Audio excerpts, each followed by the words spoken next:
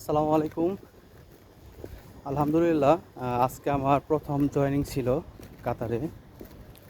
Sales executive হিসেবে join করেছি একটা কাতারি কোম্পানিতে। তো আজকে আমার ম্যানেজারের সাথে কথা হলো।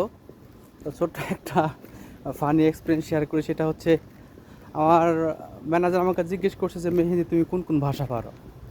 আমি বললাম যে বাংলা, ইংরেজি, হিন্দি, উর্দু সামথিং। বললো যে তুমি আরবি পারো? বললাম আরবিও পারি অল্প অল্প। বললো কেমন? আমি বললাম এই যেমন আলহামদুলিল্লাহ, শুকরান, আফওয়ান, এমন কিছু বেসিক ওয়ার্ড পারি।